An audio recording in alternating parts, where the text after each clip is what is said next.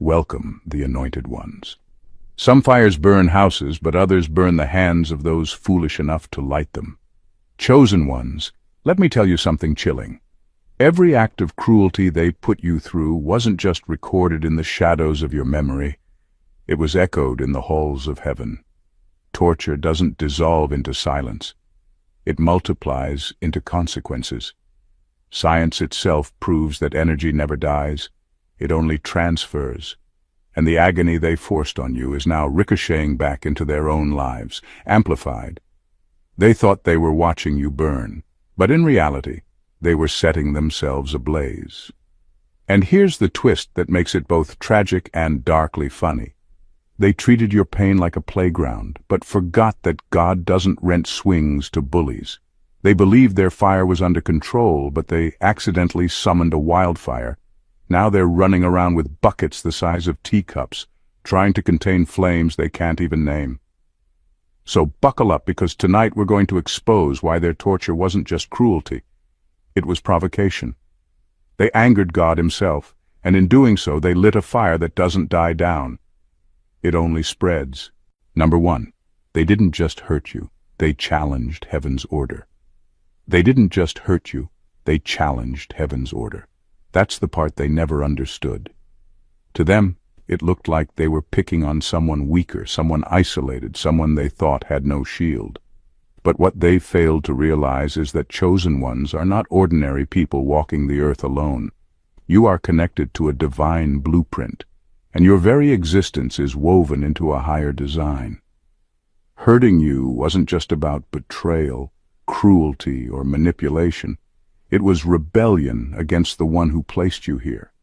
When they mocked you, when they conspired against you, when they tortured you, they weren't just fighting flesh and blood. They were declaring war against the one who wrote your name into existence. Heaven's order is not random. Every chosen one is strategically positioned, carrying purpose that affects generations. When they tried to crush you, they weren't just harming a single individual. They were interfering with the release of blessings, revelations, and breakthroughs tied to your calling. That's why their actions carry consequences far heavier than what meets the eye. They thought they were silencing one voice, but they were attempting to mute a whole frequency that heaven ordained. And heaven doesn't take interference lightly. Here's the irony. In their small minds, they thought they had power over you. They thought they could control the narrative, dictate how far you go, or reduce your life to their cruelty. But the very act of oppressing you wasn't just mistreatment. It was a direct insult to the authority of God. It was them standing up and saying, "We can override divine choice." That's not just arrogance, it's cosmic rebellion. And rebellion at that level never goes unpunished. This is why their downfall is unavoidable. They may still laugh in public, they may still posture as if they're winning, but their fight isn't against you anymore. It's against heaven itself. They touched what was untouchable. They tampered with what was sacred. And in doing so, they crossed a line that human hands should never cross. That's why they can't control the fire they lit. It's not just your wrath or your strength coming against them. It's the entire weight of divine order correcting itself. And when heaven responds, no one escapes untouched. Number two, torture against you is recorded in a realm they can't access. Torture against you is recorded in a realm they can't access. That's the truth they never considered while they were plotting against you. In their arrogance, they believed what they did would fade into memory, brushed away with time, or buried under denial and excuses. But chosen ones don't live only in the physical world. Your life has always been mirrored in the spiritual, and every moment of suffering, every betrayal, every calculated cruelty has been etched into records that no human hand can tamper with. Earthly courts may be bribed, people may lie, memories may fade, but heaven's archives are untouched and incorruptible. Nothing disappears there. What they thought was silence from above was actually surveillance. They assumed no one saw when they lied about you, when they mocked you behind closed doors, when they put you through unnecessary pain. But in the realm they cannot reach, every action was weighed, every word was documented, and every intention was preserved. And here's where the weight of it sinks in. These records aren't collected to make you feel better. They're stored as evidence. Evidence for judgment. Evidence that cannot be twisted, cannot be deleted, cannot be rewritten by gossip or opinion. This is why chosen ones don't need to chase revenge. The evidence is already stacked so high against those who wronged you that their own lives are now testifying against them. They walk around like nothing happened, but their shadow carries the receipts. The very realm they mocked and ignored has preserved their crimes in perfect detail. And when the time comes, that evidence won't just haunt them, it will bury them. The arrogance of your enemies was rooted in their belief that what happens in private stays hidden. They thought they could control the narrative, silence your truth, and escape consequence. But divine records don't care about their reputation. They don't care about the lies they've spun to make themselves look innocent. The realm they can't access has no bias, no favoritism, no loopholes. The truth stands there, unbending and eternal.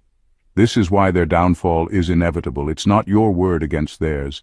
It's their actions against the evidence of heaven. And no human can appeal against that verdict. Number 3, their fire didn't burn you, it branded them. Their fire didn't burn you, it branded them. That's the twist they never saw coming. They launched attacks thinking they were destroying you, thinking that if they could just turn up the heat enough, you'd collapse. But chosen ones are built from something different. Instead of being consumed, you came out stronger, purified, and more resilient. The flames they set didn't accomplish their mission, but they left behind undeniable evidence on their own lives. In trying to harm you, they ended up leaving a permanent mark on themselves. That mark isn't just guilt, it's a spiritual stain that follows them wherever they go. What's fascinating is that the more they tried to make you look weak, the weaker they became. They thought the fire was proof of their power, when in reality it was proof of their recklessness. You stood inside that fire and walked out standing, but they walked away carrying burns that never heal. That's why they keep trying to distract people, why they can't sit still, why they can't rest at night. The brand of their own cruelty is carved into their conscience, whether they admit it or not. This is why you never have to convince anyone of what really happened. The evidence is alive in them. Their behavior betrays them. Their instability exposes them. The same fire they used to try to define you is now the evidence that defines them.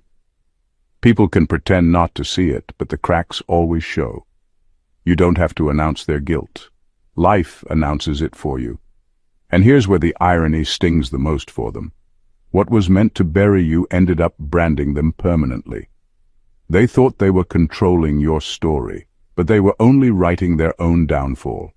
Every scheme, every insult, every trap has now become part of the testimony against them. They can run, they can deny, they can act unbothered, but the burn marks of their choices speak louder than any excuse they make.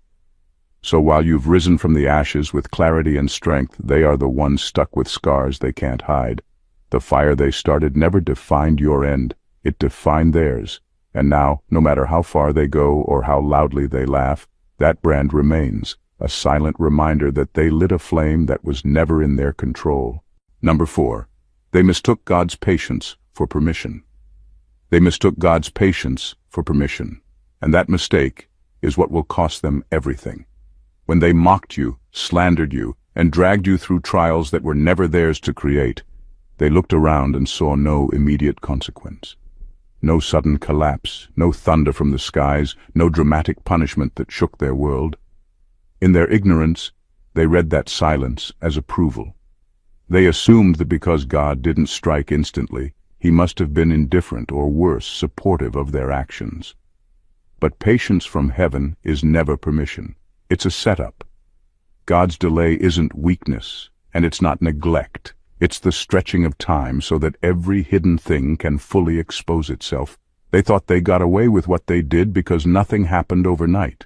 But in truth, every extra day was a rope being let down, not for their victory, but for their undoing. That rope wasn't to help them climb higher, it was to give them enough space to tie their own noose. Patience is God's way of letting people reveal who they really are when they think no one is watching. And they revealed everything. The irony is, that the very silence they laughed at is the silence that sealed their judgment. When heaven doesn't respond quickly, it's not because justice is absent, it's because justice is stacking. Their actions didn't fade into the air, they accumulated weight. Every cruel word, every manipulative move, every plot against you was placed on a scale, and the longer God waited, the heavier that scale became. Now what they face isn't a reaction to one wrong, but a reckoning for everything piled together. They wanted peace without accountability, but the stillness they misread was never peace. It was the calm before the storm. Just like a sky that looks quiet before lightning cracks it open, God's pause was the countdown before impact. And when that moment comes, there is no bargaining, no reversing, no pretending it never happened. The wrath doesn't just fall lightly, it falls with the full weight of accumulated silence. So they can laugh for now, they can boast for now, but the delay was never in their favor. God's patience was the loading of a bowstring, and when it finally releases, the strike will be too precise, too heavy, and too final to mistake for coincidence. Number 5. They lit a fire that consumes their lineage. They lit a fire that consumes their lineage, and that's the terrifying reality they never factored in. When they targeted you, they thought it was just between you and them, a petty battle they could win with lies, manipulation, or cruelty. But chosen ones are not isolated souls. You're part of a divine assignment that stretches beyond your own lifetime. That means every attack against you doesn't just linger in the present. It spills into the future. The curse they unleashed through their actions doesn't end with them. It stains their bloodline, poisoning what comes after them. This is why their choices carry a weight they cannot escape. In the spiritual realm, every seed produces after its kind. What they sowed in torment, in cruelty, in wickedness, is now reproducing in their children and their children's children. They thought they were building security for their families while tearing yours down. But what they were actually doing was writing instability into their own legacy. Corruption, loss, and decay become the inheritance for those connected to their blood. That's not something money can erase, and it's not something reputation can cover up. It's embedded into the fabric of their line because of what they dared to do against a chosen one. The generational effect is what makes their arrogance so tragic. They imagined they could abuse and then move on as if nothing happened, but heaven does not measure actions in isolation. Actions ripple, and the ripple becomes a tide. Their descendants will struggle with fires they never started, walking through smoke-filled air without even knowing why life feels so heavy, so chaotic, so cursed. That's the invisible inheritance born out of the cruelty they thought was harmless. And here's where it gets painfully clear. You survived what they threw at you, but their own blood won't escape the aftershocks. You rose out of the ashes refined, but they chained their lineage to the fire. Every time they laughed at your suffering, every time they enjoyed watching you burn, they were adding wood to a flame that is now turning on their own house. This is why touching a chosen one is never just about the present moment. It rewrites the future. The fire they thought they had under control is now devouring everything connected to them. Their lineage didn't ask for it, but they will inherit it, because the flame of rebellion doesn't just scorch the guilty, it stains the generations. Number 6. Their power was never theirs. They were borrowing time. Their power was never theirs. They were borrowing time. That's the part that makes their arrogance so laughable now. They strutted around as if they were untouchable, acting like the influence they carried was permanent, like the doors they opened for themselves could never be shut. They gloated over you, mistaking temporary privilege for eternal authority. But what they never understood is that any power outside divine alignment is rented, not owned, and sooner or later the contract runs out. This is why their downfall always feels sudden to the outside world. One moment, they're at the top of their game, loud, confident, and parading their supposed strength. The next moment, they collapse without warning, stripped of everything they thought was theirs forever. But nothing was ever truly theirs. It was only tolerated for a season, allowed for a purpose. The same power they used to humiliate you was never under their control. It was always subject to divine recall. And when heaven decides the time is up, there are no extensions. The tragedy is that they built their entire identity on that borrowed energy. Without it, they are exposed as hollow. The influence, the reputation, the fear they inspired in others, that was the mask. Take it away, and what remains is emptiness. That's why losing it drives them into panic and desperation. They aren't just losing opportunities. They're losing the very illusion of who they believed themselves to be. They built a throne out of smoke, and now the wind has blown it away. For chosen ones, this should serve as a reminder. Their gloating was never about real strength. It was noise on borrowed breath. And now, that breath has been taken back by the one who gave it in the first place. The same people who once mocked your struggle will soon be begging for relevance, scrambling to hold on to the scraps of what they once flaunted. But there's no glory in what doesn't belong to you, and no future in what heaven has already repossessed. So while they laughed, thinking they owned the stage, they were just temporary actors in a play whose script was never written by them. Their time was always limited. Their power was always conditional. And now that the curtain has dropped, their collapse is not just punishment. It's exposure. Number 7. They wanted you to break, but they broke their own spirit. They wanted you to break, but they broke their own spirit. That's the outcome they never predicted. Every scheme, every cruel word, every calculated move was designed to chip away at you until nothing was left. They thought if they pressed hard enough, humiliated you long enough, and isolated you consistently enough, you would finally collapse. But chosen ones aren't wired like that. What they didn't understand is that the more pressure you face, the more your soul strengthens. What was meant to shatter you became your training ground, and instead of breaking, you rose higher than they could ever imagine. But here's the twist. While you were growing stronger in the fire, they were silently deteriorating. The energy it takes to keep up cruelty is not sustainable. Hatred eats its own host. Every lie they spread, every trap they set, every night they spent obsessing over you was draining their spirit piece by piece. They thought they were breaking you, but they were actually breaking themselves from the inside out. That's why their laughter doesn't sound the same anymore. Why their confidence feels hollow. Why no amount of distractions can cover the emptiness within them.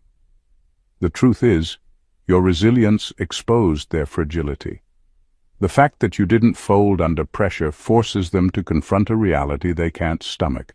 They wasted all their energy trying to destroy someone who was unbreakable. That realization eats at them. They see you thriving where they expected you to fall, glowing where they expected you to decay, and it mirrors back their own failure. And that's why they can't face their reflection anymore. Their mirror doesn't just show them, it shows the wreckage of their intentions. The more you stand tall, the smaller they feel. The more peace you carry, the louder their torment becomes. They set out to damage your soul, but ended up exposing the cracks in theirs. Now they walk around with a spirit that is fragmented, bitter, restless, and unstable, while you carry the kind of strength they can't buy or fake. In the end, the breaking never touched you. It circled back and consumed them. They became the very thing they wanted you to be, fractured, defeated, and unable to rebuild. And that is the justice they never saw coming. Number 8. Their rage was never about you. It was about God in you. Their rage was never about you. It was about God in you. That's the deeper layer behind their obsession, their jealousy, and their constant need to attack. On the surface, they made it seem personal. They pointed at your flaws, criticized your choices, mocked your lifestyle, and convinced others that their hostility was justified. But that was never the real issue. The real fire in their chest came from the fact that you carried something they could neither explain nor control. It wasn't your personality that offended them. It was the presence you carried. The chosen walk with an unseen authority that unsettles people who live in darkness. Without saying a word, your spirit announces itself, and those who resist the light can't stand it. They felt it every time you entered a room, that invisible weight of divinity that didn't need to brag, didn't need to shout, didn't need to prove itself. It was simply there, and it reminded them of everything they lacked. That's why their hatred ran so deep.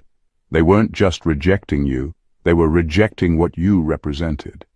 And here's the harsh truth. They wanted to fight God, but couldn't, so they settled for you as the target.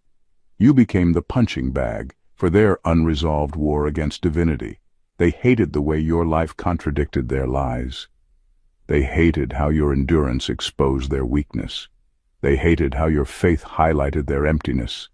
And because they couldn't lash out at heaven itself, they tried to break the vessel heaven was using. That's why their rage always felt excessive, unreasonable, even irrational.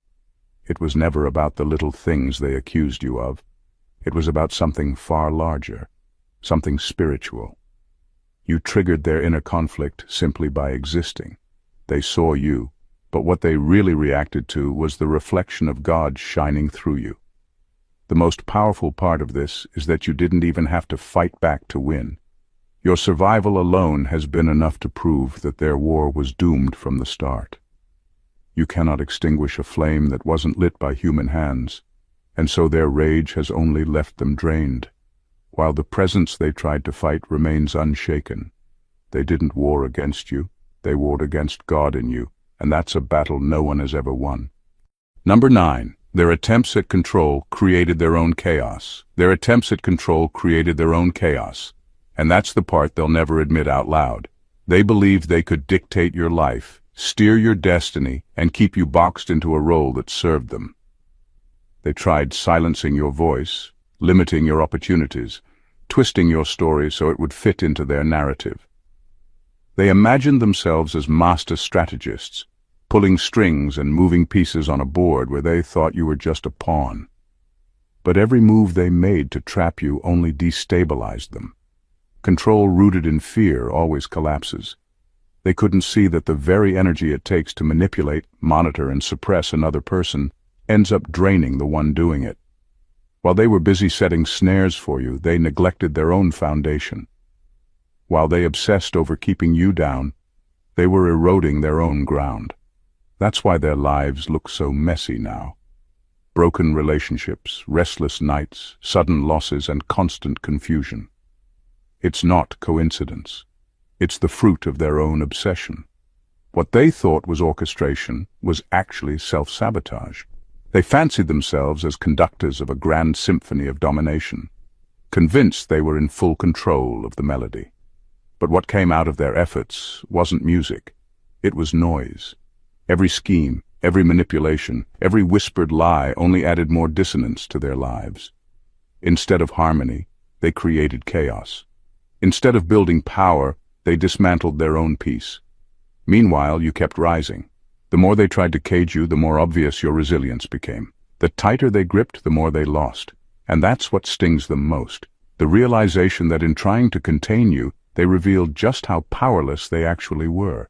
They didn't destroy you. They destroyed the illusion of their own control. Now they're left standing in the ruins of their own making, unable to figure out how the trap flipped back on them. The truth is simple. No one can control what heaven has already liberated. Their hands were never strong enough to hold what God placed in motion. And in trying, all they did was orchestrate the soundtrack of their own downfall. Number 10. The torture you endured became evidence for judgment. The torture you endured became evidence for judgment, and that is where their arrogance will meet its end. They thought your suffering was invisible, that it would vanish into the cracks of memory, covered over with denial or rewritten by their lies. They laughed while you cried, thinking no one was keeping score. But what they didn't realize is that every tear, every bruise, every humiliation was being preserved as evidence. Not against you, but against them. Nothing was wasted. Nothing went unseen. Every moment of cruelty became a recorded testimony waiting for its day in court. This is why divine justice doesn't need rumor, gossip, or human witnesses to decide. Heaven doesn't operate on speculation or opinion. It operates on proof, and the proof is airtight. The evidence against them is not built on stories twisted by biased tongues. It's built on undeniable reality. They can deny what they did. They can pretend it wasn't as bad. They can try to manipulate others into believing their version of events. but none of that erases the file heaven has on them. That file is complete, unalterable, and damning. The irony is that the very things they thought would weaken you are the same things strengthening the case against them. They mocked your tears, but each one became a piece of evidence. They laughed at your pain, but each scar became a line in the testimony. They gloated at your humiliation, but every moment of endurance built a wall of proof they can't climb over. The same history they hoped you'd bury has been building the foundation of their judgment all along. And when that judgment falls, it won't be light or arguable. It will be final. They won't be able to talk their way out of it. They won't be able to charm, manipulate, or explain it away. Because judgment in heaven's court is not based on perception, it's based on truth. The punishment that comes is measured, precise, and undeniable. So while they thought they were writing your end, they were actually writing their own verdict. The torture you endured was never wasted. It was being gathered as evidence. And when the time comes, that evidence won't whisper. It will roar, sealing their fate with irrefutable proof of exactly what they did. Number 11. They turned a test into a trial. They turned a test into a trial, and that is where their downfall was sealed. What God allowed in your life was never meant to destroy you. It was meant to shape you, refine you, and prepare you for greater responsibility. Tests are part of every chosen one's journey. They stretch your faith, sharpen your endurance, and deepen your wisdom. But instead of standing aside or even unknowingly playing their small role in that process, your enemies took it upon themselves to interfere. They didn't just watch you go through a season of testing. They piled on cruelty to make it unbearable. That decision changed everything. There is a difference between being part of a divine lesson and choosing to become an agent of torment. When they mocked you, when they spread lies, when they deliberately added weight to an already heavy season, they crossed from participation into rebellion. They weren't helping refine you. They were trying to break you. They weren't part of the fire designed to purify. They were trying to smother you in smoke. And heaven does not ignore that kind of interference. What they failed to realize is that a test is always temporary. It has an appointed beginning and an appointed end. But by converting it into deliberate torture, they extended the pain unnecessarily, and in doing so, they built a case against themselves. Your suffering was never going to last forever, but the record of their cruelty will. What was once a divine test for you has now become an eternal indictment for them. And here's the twist. The very trial they manufactured ended up proving your strength and exposing their corruption. You came out of it stronger, wiser, more aligned with God's purpose. They came out of it with blood on their hands. Your endurance elevated you, but their choices condemned them. They thought they were righting your failure, but they were only carving their own judgment deeper into stone. This is why their downfall isn't just about karma or consequences. It's about divine justice. They took what was sacred, what was meant to refine, and they defiled it with cruelty. By doing so, they turned your test into their trial. And while you graduate from it with honor, they remain bound by the very charges their own hands created. Number 12. God didn't just watch. He weighed their intent. God didn't just watch. He weighed their intent. That's the piece that makes their judgment inescapable. Many people think consequences only come from what was done outwardly, but in heaven's court, it goes deeper than actions.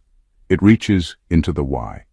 Every hidden motive, every secret thought, every dark delight they carried in their heart was part of the crime.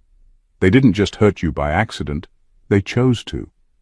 They didn't just stumble into cruelty, they plotted it. And that is what made their actions heavier than they ever imagined. While the world looks at results, heaven looks at intent. Some people may defend them, saying, "It wasn't that serious," or "Maybe they didn't mean it like that." But God's scales are precise, and they measure not just what happened, but the spirit behind it. That's why their laughter after your pain mattered. That's why their satisfaction when you struggled mattered. That's why the energy they poured into making sure you suffered mattered. It wasn't just what they did, it was how much they enjoyed doing it. This is where their downfall becomes undeniable. People can cover up actions, They can deny, excuse, or even convince others to overlook what they did. But no one can cover the heart from God. Intentions leave a fingerprint that cannot be erased. And in their case, those fingerprints are all over the crime scene of your suffering. Their delight in your downfall and their joy in your pain has been recorded in the same way as the act itself. And here's the part they never considered. God weighs intention heavier than action. Why? Because actions can sometimes be accidents, but intent is pure truth. If the thought was malicious, the act was already guilty before it even reached your life. They weren't simply participants in your pain. They were authors of it. That makes them accountable on a level they never expected. So when judgment falls, it won't just be about what the world saw. It won't just be about visible events. It will be about the hidden motives they thought no one could detect. The malicious laughter in secret rooms, the joy they felt at your tears, the smugness they carried when they thought you were finished, all of it sits on heaven's scales. And those scales never lie. Number 13. They created a battlefield they can't survive. They created a battlefield they can't survive, and that's where their miscalculation sealed their fate.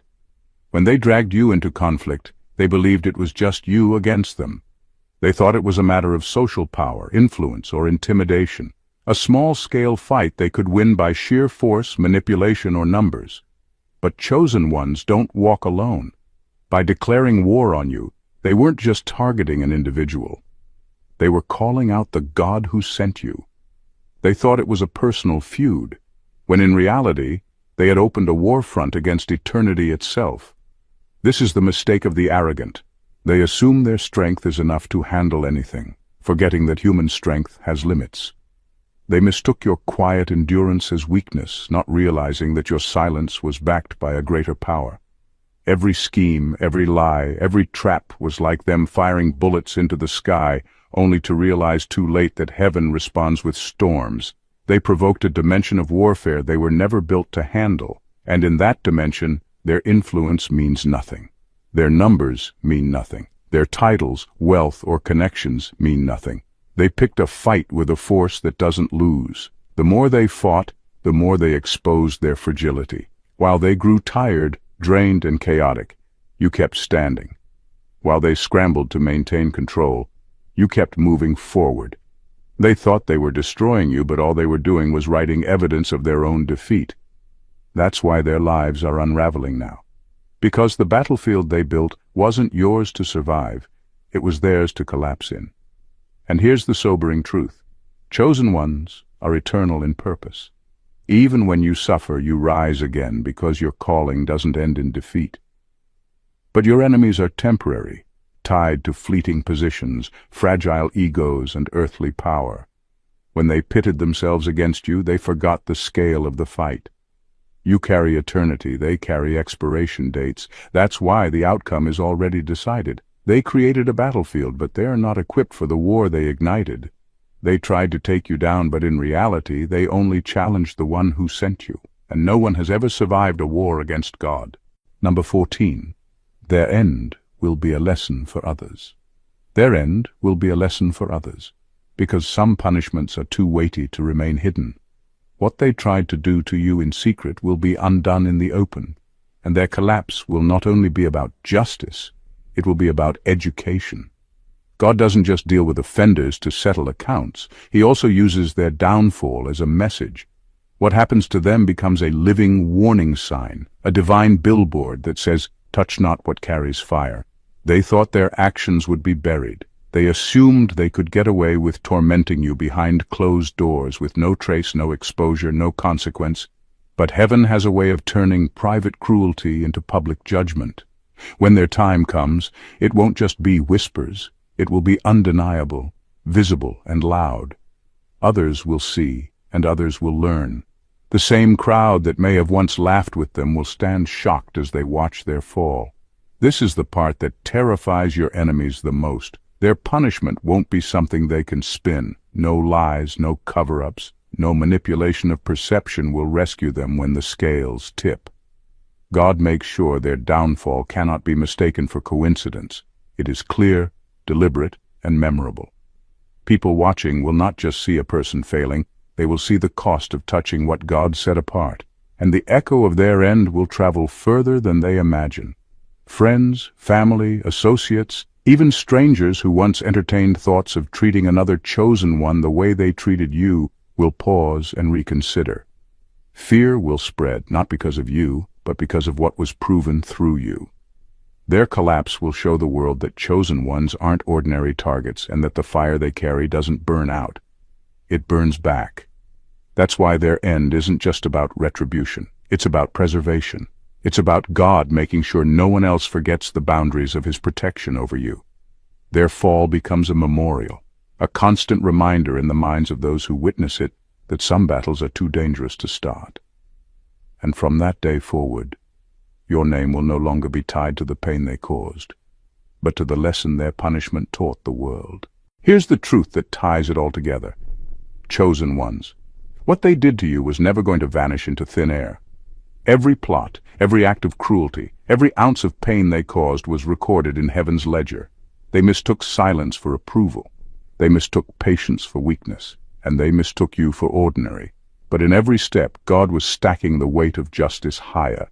Now that weight is crashing down, and they're realizing too late that they lit a fire they can't put out. Your survival isn't just proof of resilience, it's proof of divine backing. Their collapse isn't just punishment, it's instruction. Through you, God is showing the world that chosen ones don't fall by the hands of those who hate them. Instead, it's the enemies who dig graves for themselves, who summon storms they can't withstand, and who end up as lessons carved into history. So walk boldly, because your story is not one of defeat, but of elevation. What was once torture has become testimony. What was once their victory dance has become their funeral song, and what they thought was the end of you has become the end of them. Family, if this word has stirred your spirit and opened your eyes, make sure you subscribe to the channel, like this video, drop a comment, and share it with someone who needs this truth. Stay tuned, because your story isn't just being written, it's being revealed. And trust me, the best part is still ahead. Chosen ones, before you go, make sure you don't keep this word to yourself. Hit that subscribe button so you never miss what's coming next. Like this video, drop your thoughts in the comments and share it with someone who needs this truth in their spirit right now. Every time you engage, you help spread the message further. And trust me, there are people out there who need this reminder of God's justice and protection. Stay connected, stay sharp, and stay covered. God bless you.